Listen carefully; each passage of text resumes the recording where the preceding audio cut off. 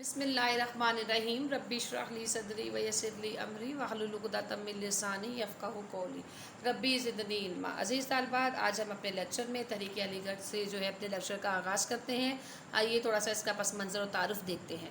تحریک علی گڑھ ہمیں پتہ ہے 1857 کی جنگ آزادی میں مسلمانوں اور ہندوؤں نے متحد ہو کر انگریز سامراج سے چھٹکارا حاصل کرنے کی کوشش کی، لیکن انہیں ناکامی کا سامنا کرنا پڑا۔ انگریز نے اس جنگ کی تمام تر ذمہ داری مسلمانوں کے کندھوں پر ڈال دی اور مسلمانوں کی جائیدادیں اور جاگیریں ضبط کر لیں۔ انہیں طرح طرح سے ظلم و ستم کا نشانہ بنایا گیا اور مسلمانوں نے محسوس کر لیا کہ ان سے ان کا اقتدار چھین لیا گیا ہے اور انہیں زندگی کے ہر شعبے میں ذلیل و خوار کیا جا رہا ہے۔ اس یاس اور نا امیدی اور زبوں حالی کے دور میں سر سید احمد خان نے قوم کی بحالی کا بیڑا اٹھایا اور آپ نے مسلمانوں کی نشاط ثانیہ کے لیے کام کرنا شروع کر دیے۔ سر سید احمد خان نے برصغیر کے مسلمانوں کی زندگی کے ہر پہلو پر توجہ دی اور انہیں ہندوستان کی دوسری بڑی قوم یعنی ہندو کے مقابلے پر لا کھڑا کیا۔ سر سید نے برصغیر کی مسلمانوں قوم کو نیا عزم اور ولولہ دیا۔ سر سید نے اپنی سرگرمیوں کا مرکز علی گڑھ کو بنا لیا، اس لیے ان کی تحریک کو تحریک علی گڑھ کے نام سے یاد کیا جاتا ہے۔ اور اس تحریک میں انہوں نے اب ہم تحریک علی گڑھ کی تعلیمی خدمات کو دیکھتے ہیں۔ تحریک علی گڑھ کو سر سید خان سے الگ نہیں کیا جا سکتا اور سر سید احمد خان کے بغیر تحریک علی گڑھ کا مطالعہ ناممکن ہے۔ اس طرح سر سید احمد خان اور تحریک علی گڑھ ایک ہی منزل کے دو نشان ہیں۔ سر سید احمد خان کی تعلیمی خدمات میں سب سے پہلی اہم خدمت مراد آباد اور غازی پور میں مدرسوں کا اجرا، سائنٹیفک سوسائٹی کا قیام، کمیٹی خواستگاران ترقی تعلیم مسلمانان ہند، ایم اے ہائی اسکول علی گڑھ، پھر M a college, Mohammedan educational conference اور مسلمانوں کی تعلیم پر خصوصی توجہ، اور پھر مغربی تعلیم کی اشاعت۔ اب ہم تحریک علی گڑھ کی معاشرتی خدمات کو دیکھتے ہیں۔ سر سید احمد خان نے مسلمانوں اور انگریزوں کے درمیان غلط فہمیوں کو دور کرنے کے لیے ایک رسالہ تہذیب الاخلاق کا اجرا کیا۔ آپ نے لائل محمد تحریک علی گڑھ کی معاشرتی خدمات کو دیکھتے ہیں۔ اس میں سب سے پہلے ان کی ایک اہم خدمت رسالہ تہذیب الاخلاق کا اجرا ہے۔ اس میں انہوں نے انگریزوں اور مسلمانوں کے درمیان غلط فہمیوں کو دور کرنے کی ہر ممکن کوشش کی۔ دوسرے نمبر پر انہوں نے لائل محمڈنز آف انڈیا۔ تیسرے نمبر پر ان کی جو معاشرتی خدمت ہے وہ ہے انگریزوں اور مسلمانوں کے مابین دوستانہ فضا کو قائم کرنا اور جدید طرز معاشرت کی ترویج۔ تحریک علی گڑھ کی مذہبی خدمات، آپ نے خطبات احمدیہ جو ہے یہ اشاعت کیا، اس کے بعد مشنریوں کے اسلام پر اعتراضات کا جواب دیا، عالم اسلام کے معمولات میں دلچسپی لی اور مسلمان قوم کے حقوق کا تحفظ کیا۔ علی گڑھ کی سیاسی خدمات کیا کیا تھیں؟ آپ نے دو قومی نظریہ پیش کیا، مسلمانوں کا دفاع کیا، رسالہ اسباب بغاوت ہند لکھا، مسلمانوں کی سیاست سے علیحدگی، جداگانہ انتخاب کا مطالبہ، سرکاری ملازمتوں کا حصول، سیاسی قیادت کی فراہمی، شملہ وقت اور مسلم لیگ کی تشکیل نو اور تحریک پاکستان جیسی خدمات سر سید کی سیاسی خدمات تھیں۔ اب ہم تحریک علی گڑھ کی علمی و ادبی خدمات کو دوبارہ سے تھوڑا سا دیکھ لیتے ہیں۔ آپ نے اردو کا دفاع کیا اور اسرار الصنادید ایک جو ہے کتاب وہ آپ نے شائع کی، اور تاریخ سرکشی بجنور اور خطبات احمدیہ، اور اس کے بعد آپ نے یہ مختلف علمی و ادبی خدمات سر انجام دی۔ اب ہم تفصیلاً دیکھتے ہیں کہ سر سید کی ادبی خدمات کا سلسلہ کہاں سے شروع ہوا۔ سر سید احمد خان دہلی کے معزز خاندان کے چشم و چراغ تھے۔ آپ 17 اکتوبر 1817 کو پیدا ہوئے۔ آپ کے ننیال شاہ عبدالعزیز سے عقیدت رکھتے تھے اور والد میر متقی دہلی کے مشہور بزرگ شاہ غلام علی کے مرید تھے۔ سید احمد خان کو بچپن ہی سے تعلیم سے زیادہ دلچسپی نہ تھی، لیکن ان کے خاندان کی دہلی کے علمی و ادبی مراکز سے گہری دلچسپی ہونے کی وجہ سے انہیں سازگار ماحول میسر آ گیا۔ آپ نے 1837 میں ایسٹ انڈیا کمپنی میں سرشستہ دار ہو کر ملازمت کا آغاز کیا اور پھر 1857 کی جنگ آزادی کے دوران وہ بجنور کے صدر امین مقرر ہوئے۔ اسی دوران انہوں نے بجنور میں مقیم انگریز مردوں اور عورتوں کی جانیں بھی بچا لیں۔ مراد آباد اور غازی پور میں مدرسوں کا اجرا۔ جنگ کے خاتمے کے بعد سید احمد خان کو صدر الصدور بنا کر مراد آباد بھیج دیا گیا۔ وہاں انہوں نے اپنی تعلیمی سرگرمیوں کا آغاز 1859 میں ایک مدرسے سے کیا، پھر اس کے بعد 1862 میں غازی پور میں تبدیل ہوا یہ مدرسہ، تو پھر آپ نے وہاں پر بھی آپ نے ایک مدرسہ قائم کر دیا۔ سائنٹیفک سوسائٹی کا قیام، سر سید احمد خان اس بات کو محسوس کر لیا کہ جب تک انگریز انگریزی ادب کا ترجمہ اردو زبان میں نہیں کیا جائے گا اس وقت تک برصغیر میں جدید علوم کو پھیلانا مشکل ہے۔ چنانچہ غازی پور میں انہوں نے سائنٹیفک سوسائٹی قائم کی جس کا مقصد مغربی علوم کو اردو جامہ پہنانا۔ اس سوسائٹی کی نگرانی میں سائنس، تاریخ اور ادب کی بہت سی کتابوں کا اردو میں ترجمہ ہوتا۔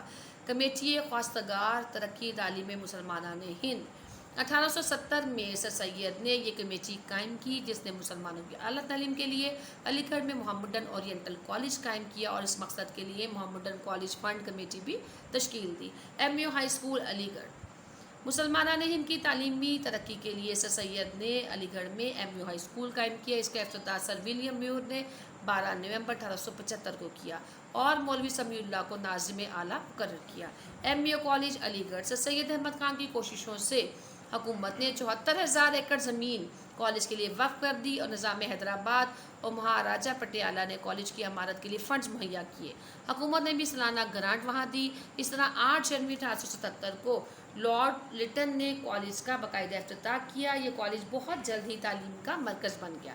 محمدن ایجوکیشن کانفرنس کیسے قائم ہوئی؟ سر سید احمد خان علی گڑھ کالج کو برصغیر کے مسلمانوں کی تعلیمی ضروریات کے لیے کافی نہیں سمجھتے تھے، چنانچہ آپ نے 1886 میں محمدن ایجوکیشن کانفرنس قائم کی تاکہ وہ بر عظیم کے مسلمان کو بیدار کرے، انہیں حصول تعلیم کے لیے آمادہ کرے اور وہ تعلیمی ترقی میں گرم جوشی سے حصہ لے سکے۔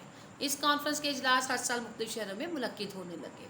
مسلمانوں کی تعلیم پر خصوصی توجہ ابتدا میں سر سید ہندو اور مسلمانوں کو دلہن کی 2 خوبصورت آنکھیں کہا کرتے تھے اور آپ کی شہادت تعلیم کی کوششوں میں ہندو اور مسلمانوں کی کوئی تفریق نہیں تھی، لیکن 1867 میں ہندوؤں نے بنارس میں اردو کے خلاف تحریک شروع کر دی۔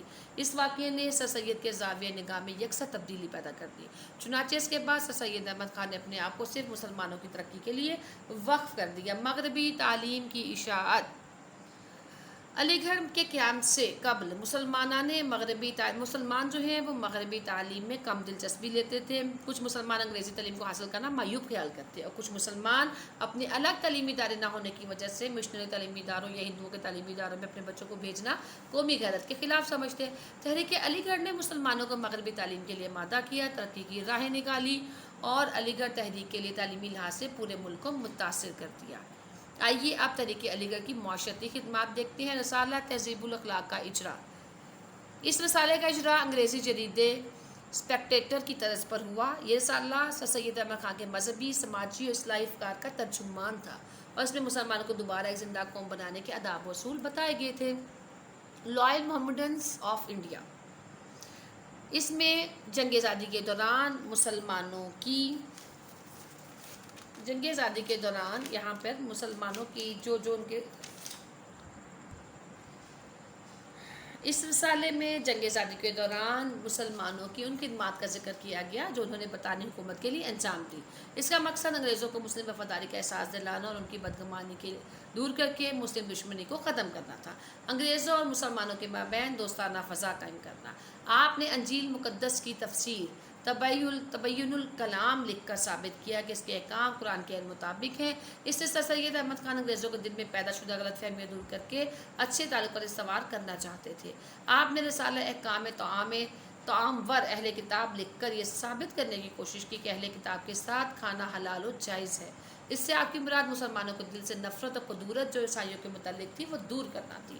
جدید طرز معاشرت کی ترویج۔ سر سید احمد خان مسلمانوں کو معاشرتی طور پر بھی انگریز کے قریب کرنا چاہتے تھے، چنانچہ تحریک علی گڑھ نے مسلمانوں کو رہنے سہنے کے انداز سکھائے، ان سے یورپین لباس، جدید طرز کے مکانات، کھانے میں چھری کانٹے کا رواج اور مشرقی تہذیب اور مغربی تہذیب کے ملاپ سے جدید طرز معاشرت کی ترویج اور اشاعت کی۔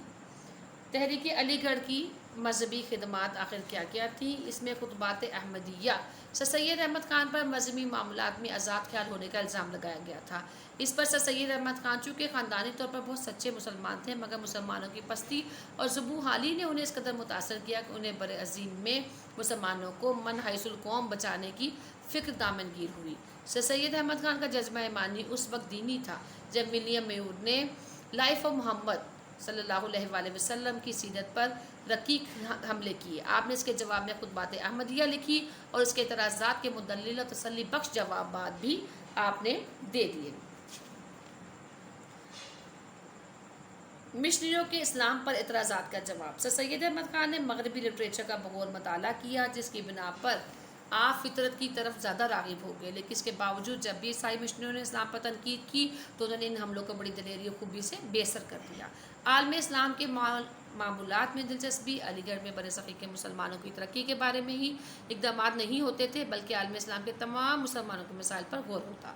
سر سید احمد خان کے بعد نواب وقار الملک نے دنیا اسلام کے مسلمانوں کے مسائل پر جاندار مسلک اختیار کیے رکھا، اور علی برادران اور مولانا ظفر علی خان جیسے قائدین بھی ان سے رہنمائی حاصل کرتے رہے۔ مسلمان قوم کے حقوق کا تحفظ۔ علی گڑھ نے صدی تک مسلمانوں کے حقوق حاصل کرنے کی تحریک کا مرکز رہا، اور برصغیر میں مسلمانوں کی حفاظت و ترقی کے لیے اٹھنے والی ہر تحریک علی گڑھ سے رہنمائی حاصل کرتی رہی۔ جی طالبات، آج کے لیکچر میں ہم نے تحریک علی گڑھ کی مذہبی خدمات، سیاسی خدمات اور تعلیمی خدمات کا جائزہ لیا۔ انشاءاللہ اگلے لیکچر میں ہم تحریک علی گڑھ کی سیاسی خدمات کو پڑھیں گے۔ تو انشاءاللہ اگلے لیکچر تک میں امید کرتی ہوں کہ آج کے پڑھائے گئے لیکچر میں تمام عنوانات جو ہیں، تمام موضوعات آپ بہت اچھی طرح سے کلیئر ہو گئے ہوں گے۔ انشاءاللہ ملتے ہیں اگلے لیکچر میں۔ السلام علیکم ورحمۃ اللہ وبرکاتہ۔